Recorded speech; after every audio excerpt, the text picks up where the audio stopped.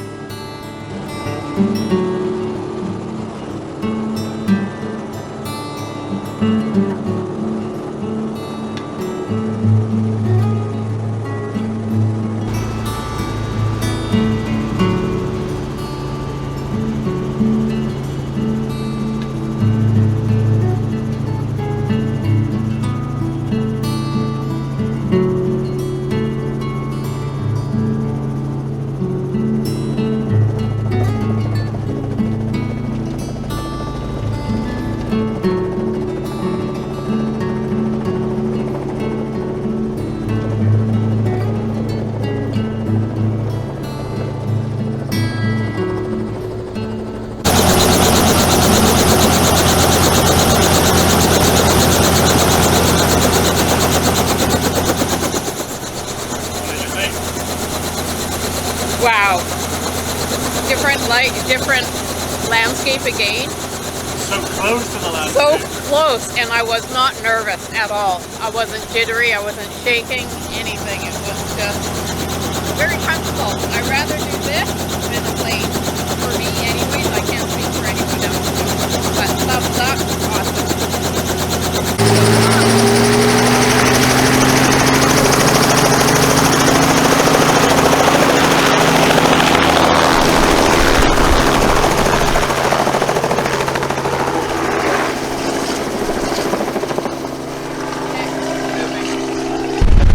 We made it to Exit Glacier in the Kenai National Forest. No, Kenai Provincial.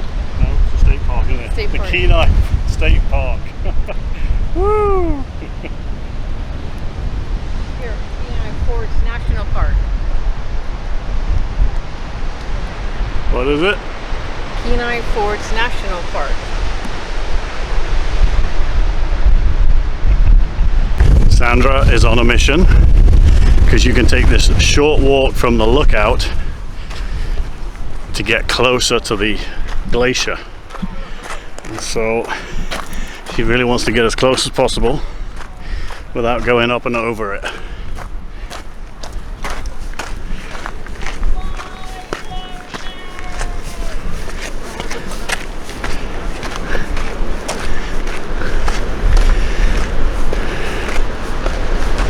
As you can see, it's a little bit busy.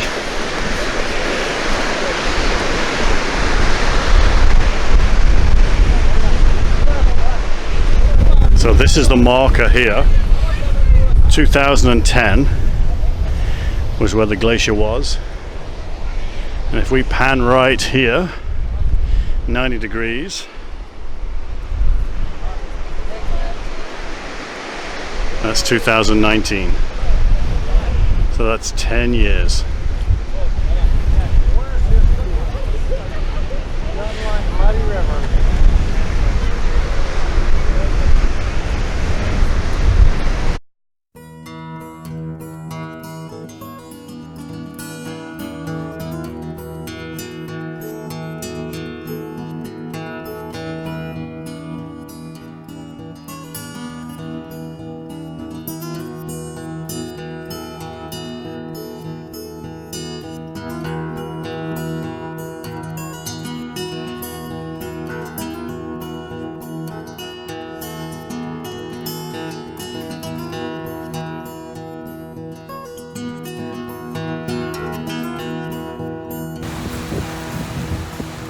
Came across this sea otter having his dinner. And there are two of them. I'm not sure where the other one disappeared to. And there he goes.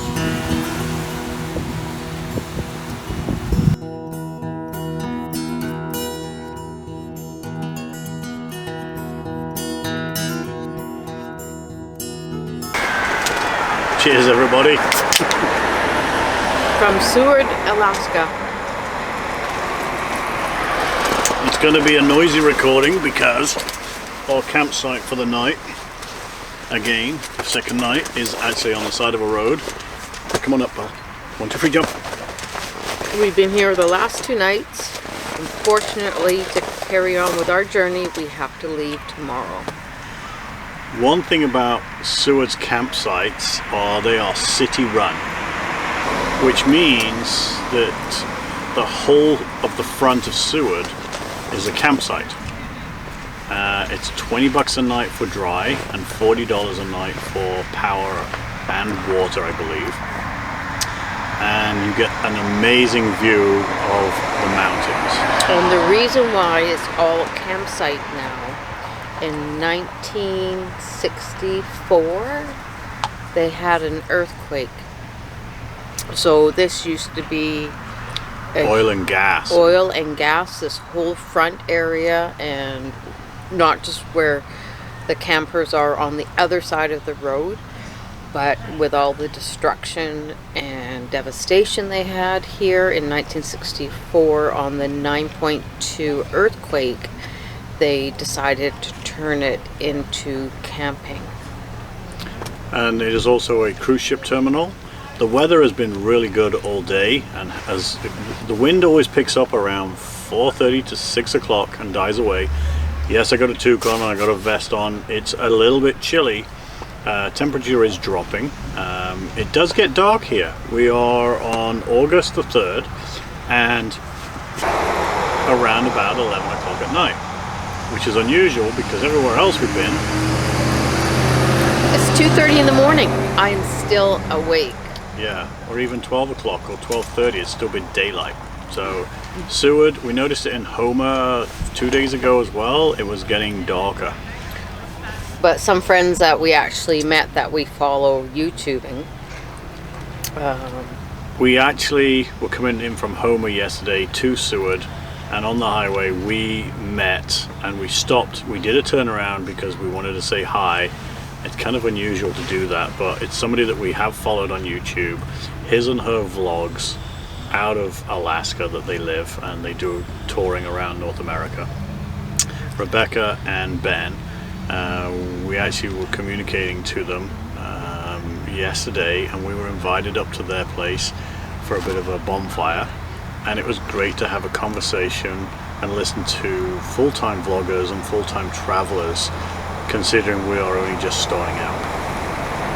and we were talking about the weather and different climate change and things, and they were saying this is the week up here in Alaska that it starts to get dark earlier than the 1 o'clock, 2 o'clock mornings. She was saying yesterday she was out because they just got back from their travels as well. She was out with her dogs, and she was noticing a big, huge change in the nighttime sky. It's actually getting darker earlier. She did say that this is now, it starts to get, it'll darken earlier now. Seward, what do you take away from Seward? The views.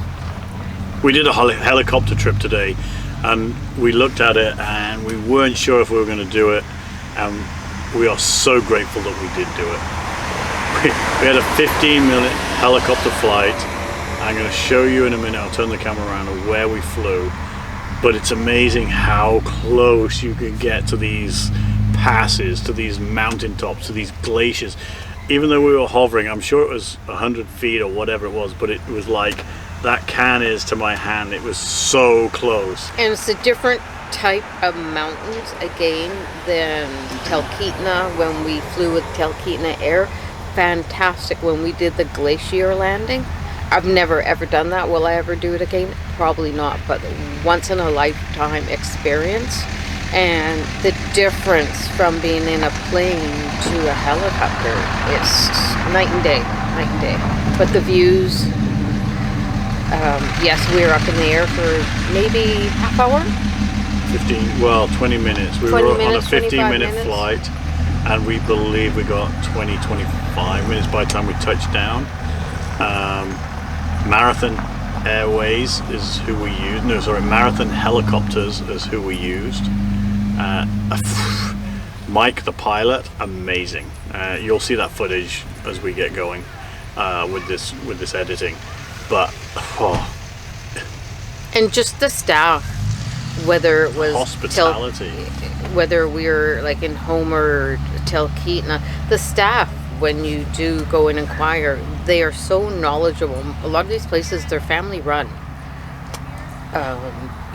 Can't say enough. They explain the different things around where you're camping, what to do, where to see, and not just about the trip that you're planning with their company.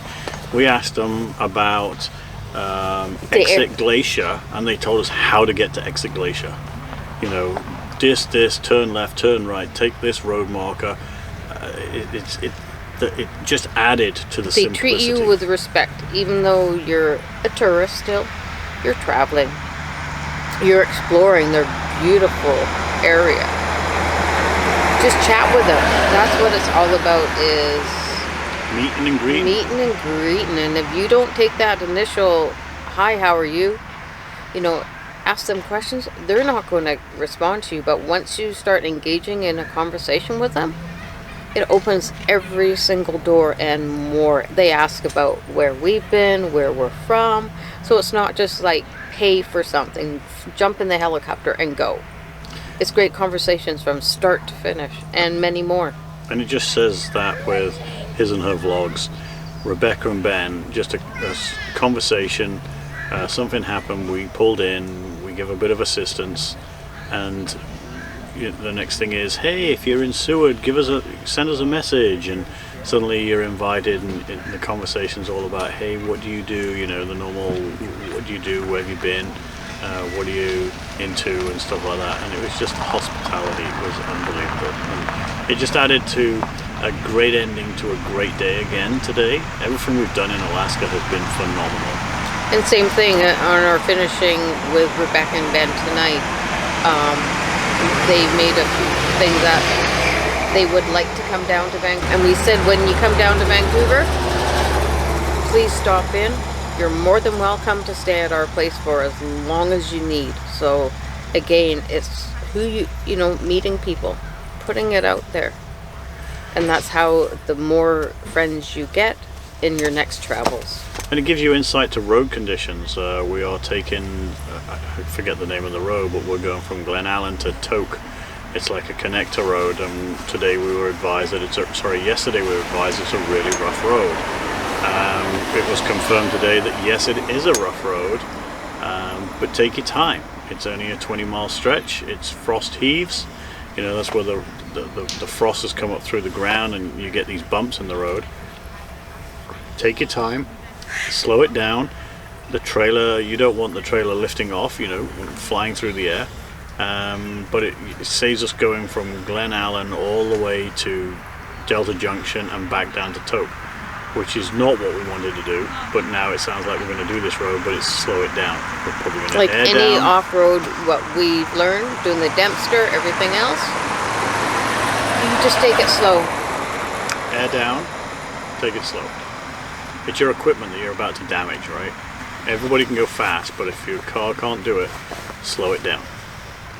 So that's what we're doing tomorrow. We're going to move from here to Whittier, and then we're going to have a look around there. Primarily, we just want to drive through the tunnel, which is a train tunnel, and then have a look around the town, and then make our way back to Anchorage.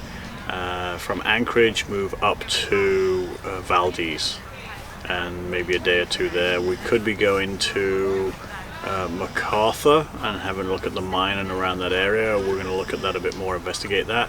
It's something that's been added to the trip, but we don't know if we're going to do it just yet. Okay guys, well, from Seward, thanks for watching. I know it's just a bit of an update where we can actually sit down and set ourselves up and have a bit of a conversation with you guys. Anything else you want to? It's, as I said before, the people that you meet, whether you're gift shopping or doing an excursion, talk to the locals. We've met so many people from Tuktoyaktuk talking to locals early in the morning. Who we thought were the ticket guys trying to pay. They or don't make care it. what you look like. Heaven forbid, ladies. You know what? It's not all about the glam. When you're traveling on the road, it doesn't really matter. It's a conversation. They're people too. Everyone is people. You take away that city slicker thing where everybody is hostile, everybody wants something, and you peel that back to, hey, these guys were friendly, they just wanted to talk. Tuktoyaktuk was brilliant because they've just opened up their doors to tourists. They want to talk to the outside world, they don't want to just ignore you. So again, take it in your stride, speak to people, you know, don't bother them obviously, but just say hi, see what happens. Everybody up here has been so helpful. Alright guys, well, we'll catch you later, and we'll see you tomorrow on our way to Whittier. But what we will do, we're going to turn the camera around. Oh yeah. And we're going to show you what we flew over today. And I can't say more. It was out of this world. So if you do come up to Seward, you have to go in a helicopter ride. And actually when we flew over, our pilot Mike was saying that there's a dog sled team up there. He flew right down low over them. We all waved, thumbs up. Everything else gave him a little high five and kept on flying over top of them. So that was quite spectacular to see the dogs up there, up on the mountains, on the glacier today. So.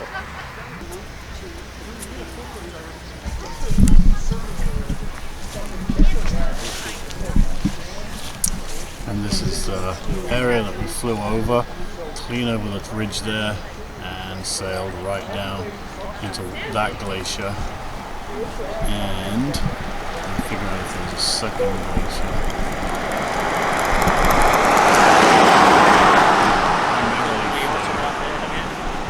This area here. And that is exactly 15 minutes right up and over there. It was spectacular.